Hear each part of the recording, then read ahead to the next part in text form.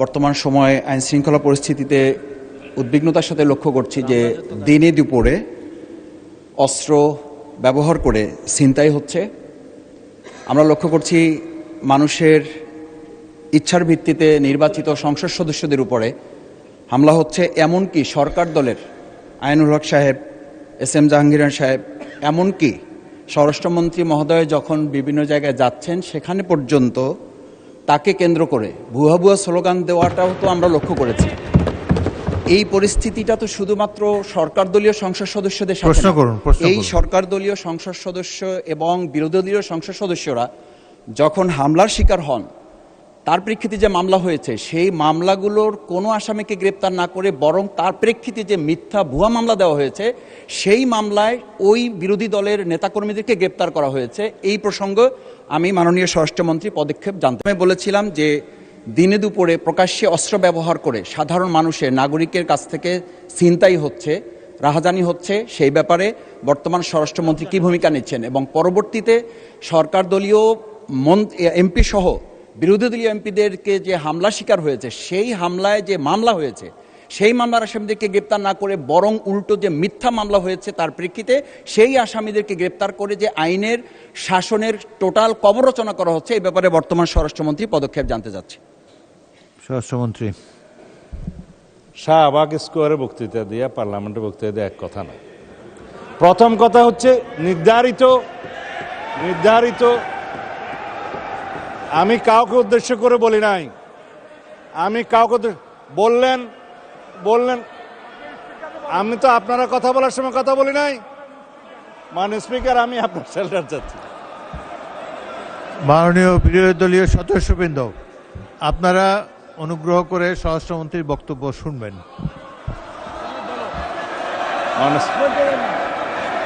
Yes, I Woodrow. ঠিক আছে,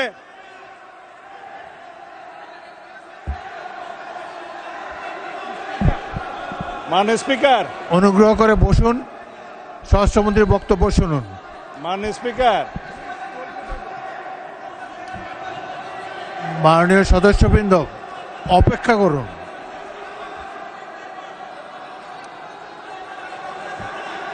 মাননীয়, এক মিনিট বসুন। মাননীয় সদস্যবৃন্দ বসুন। মাননীয়, জাস্ট হোল্ড অন প্লিজ, আমার কথা শুনুন, লিসেন টু মি। মাননীয় সদস্যবৃন্দ,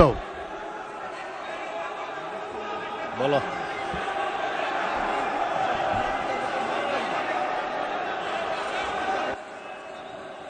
হয়েছে তো, অনেকক্ষণ বলেছেন। এখন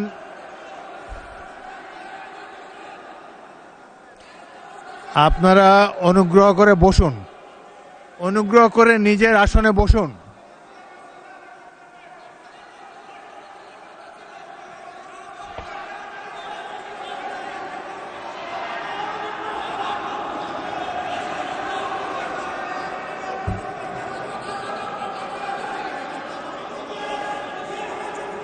মাননীয় সংসদ সদস্যবৃন্দ, আপনারা অনুগ্রহ করে বসুন, অনুগ্রহ করে নিজ নিজ আসনে বসুন।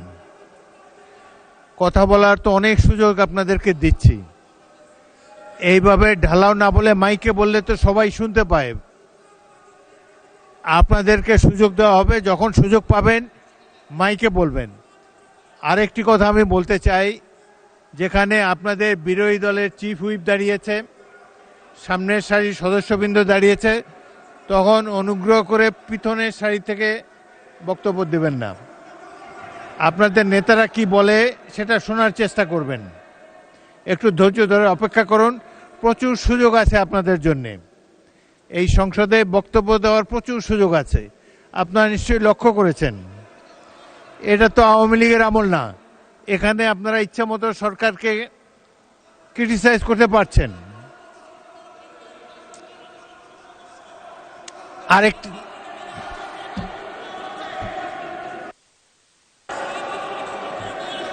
মাননীয় সদস্যবৃন্দ বসুন প্লিজ, অপেক্ষা করুন। বসুন বসুন বসুন।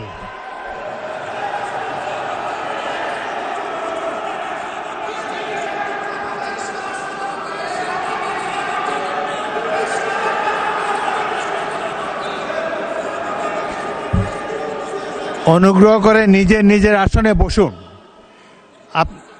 আপনাদেরকে বারবার অনুরোধ করছি,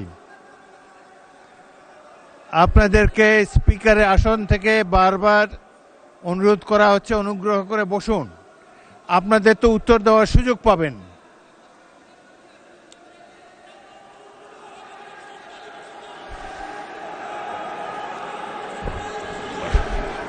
শোনেন,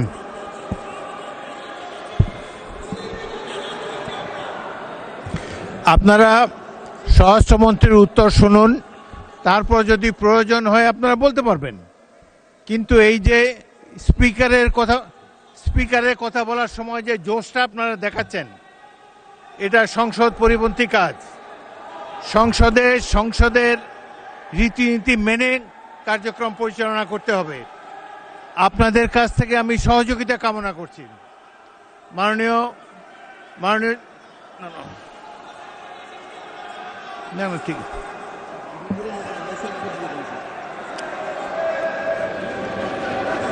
আপনার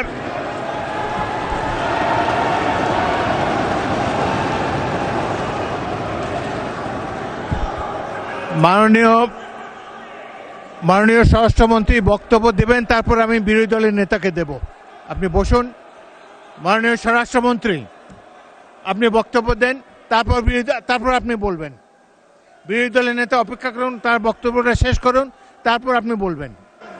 আপনাকে ফ্লোর দেব।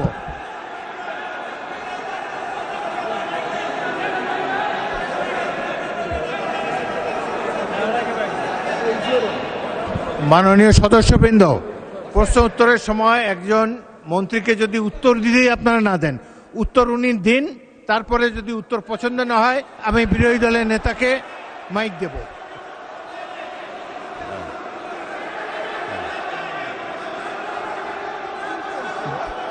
মাননীয় স্বরাষ্ট্রমন্ত্রী, আপনি আমার দিকে তাকিয়ে কথা বলেন। আমি তো কথা বলতে, মাননীয় স্পিকার, না বলেন বলেন। আমার যে শব্দ চয়নে তাদের আপত্তি আমি ভাই সংক্ষেপে বলেন, সংক্ষেপে বলেন। সেইটার জবাব তো আমি দিতে পারবো। আপনি জবাব আমি দেন। মিন করেছি এটা জাতীয় সংসদ। মাননীয় সদস্য সারাদিন দাঁড়ায় থাকতে পারবেন, আমিও দাঁড়ায় থাকি। মাননীয় স্বরাষ্ট্রমন্ত্রী, হ্যাঁ,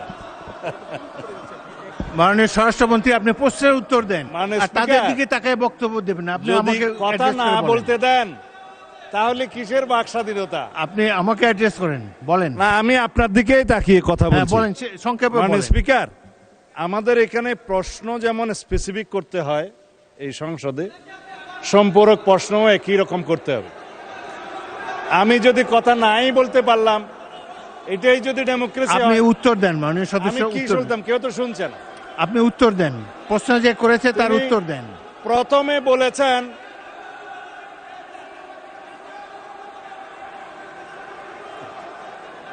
আপনারা কি স্বরাষ্ট্রমন্ত্রীর বক্তব্য শুনতে রাজি না?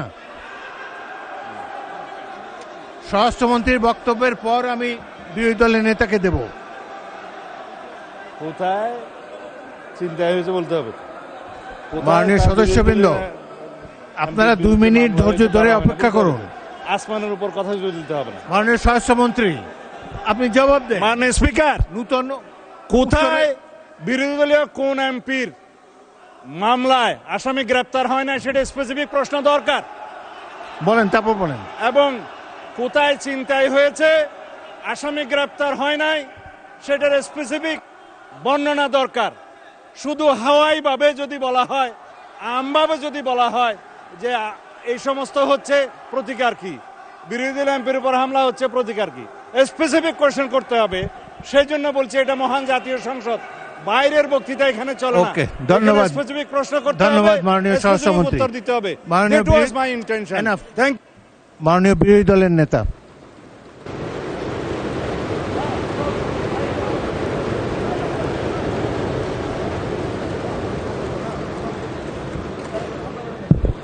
মাননীয় স্পিকার, আপনাকে ধন্যবাদ। আমাকে আগে সুযোগ দিলে ওনার কথাটা শুনতে পেতাম।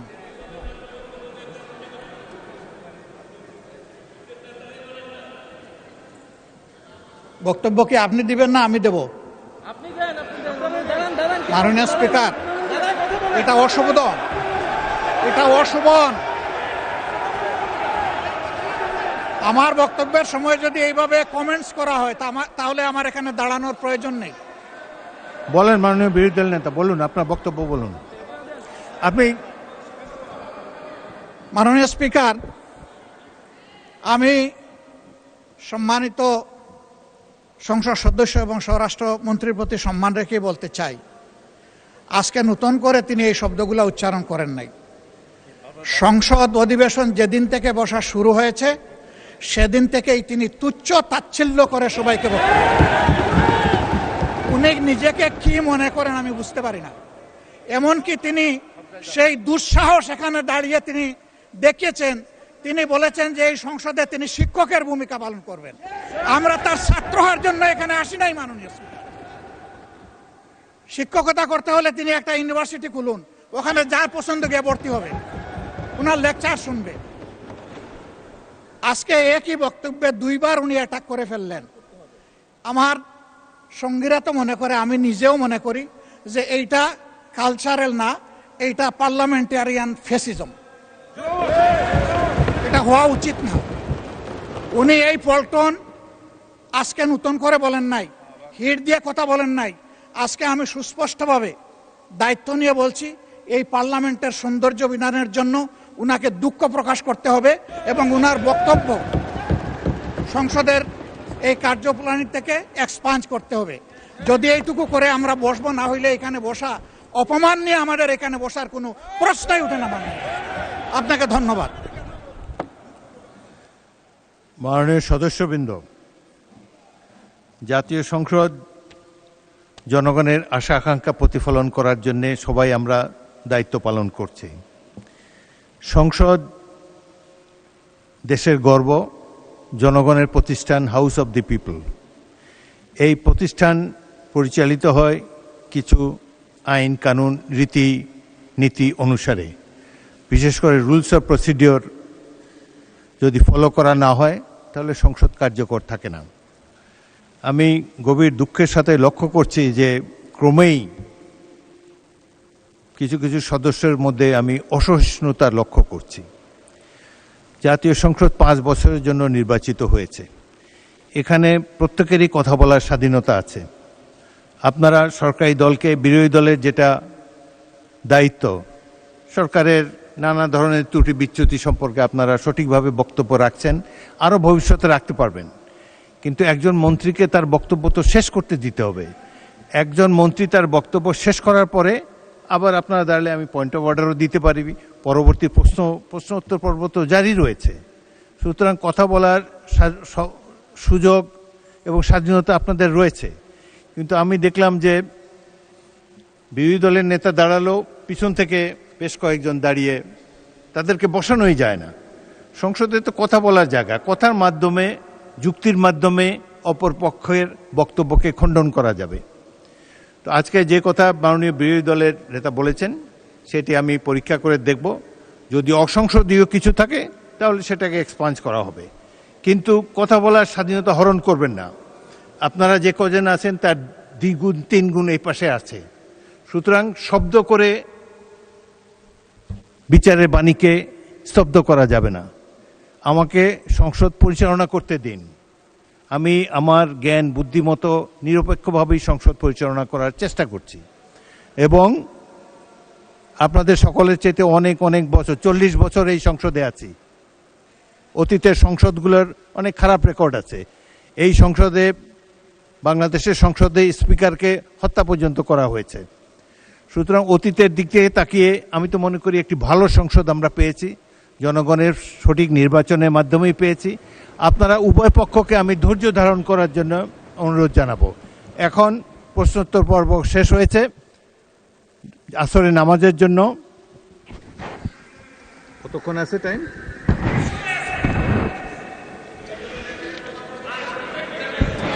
এখন আসলে আপনি কি বিরোধী দলের নেতা আরো বলতে চান?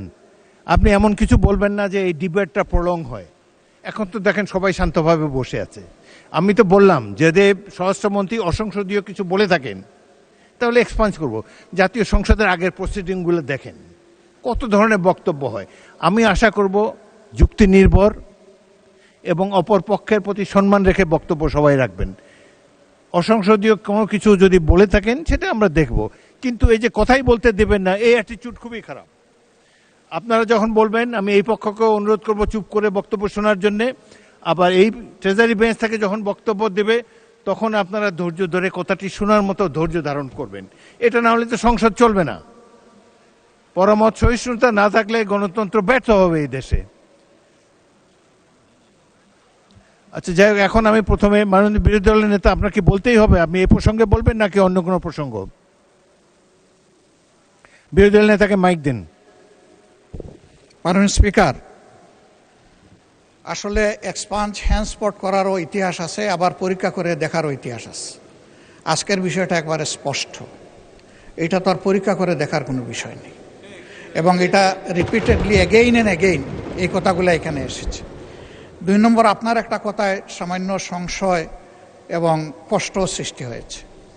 এটি হচ্ছে আপনি যথার্থই অ্যাটেনশন ড্র করেছেন, অভিভাবক হিসেবে এটা করবেন যে আমি দাঁড়ানোর পরে বাকিরা এখানে দাঁড়িয়ে আছেন, এটা ডিসেন্সি ক্ষুণ্ণ হয়েছে। এটা আপনি করতে পারেন, এটা আপনার দায়িত্ব। কিন্তু সেই সাথে শেষের দিকে কনক্লুশনে গিয়ে একটু বললেন যে এই দিকের চাইতে ওই দিকে 3 গুণ আছেন, এটা তো ভালো লাগলো না মাননীয় স্পিকার। আমি কোনো গুণে বিভক্ত, এই সংসদকে কোনো গুণে বিভক্ত করার পক্ষে নই। আমরা প্রথম দিক থেকে বলেছি ভালো কাজে আমরা সবাই এক হব, একসাথে কাজ করব, অন্যায় কিছু হলে আমরা প্রতিবাদ করব। আমরা সেই প্রতিবাদ করেছি। হয়তো এই প্রতিবাদ কারো পছন্দ হবে, কারো পছন্দ হবে না, সেটা ভিন্ন। কিন্তু আমি মনে করি যে এই ধারায় আমাদেরকে হ্যান্ডেল না করলে আমরা খুশি হব। ধন্যবাদ আপনাকে। ধন্যবাদ মাননীয় বিরোধী দলের নেতা। আমি কাউকে ছোট করার জন্য কোনো বক্তব্য রাখি নাই, কিন্তু দেখা যাচ্ছে যে আপনারা স্বরাষ্ট্রমন্ত্রীকে বক্তব্যই রাখতে দিলেন না। শাউট করে তার বক্তব্য যাতে না শোনা যায়, এই অ্যাটিটিউডটার আমি নিন্দা করি। এটি সঠিক অ্যাটিটিউড নয়। আপনারা যখন বলবেন তখন এই ট্রেজারি বেঞ্চকেও আমি বলবো আপনাদের কথা যাতে শোনে। আবার ট্রেজারি বেঞ্চ থেকে যখন বক্তব্য দেবে একসাথে 80 জন দাঁড়িয়ে যদি কথাই বলতে না দেন, এটা সংসদীয় প্র্যাকটিস নয়। সুতরাং আমি আপনাদের কাছ থেকে পরমত সহিষ্ণুতা এটাই কামনা করি। যাই হোক, প্রশ্নোত্তর পর্ব শেষ হলো। যারা মনির হক চৌধুরী পয়েন্ট অফ অর্ডারে কি বলতে চেয়েছেন বলুন।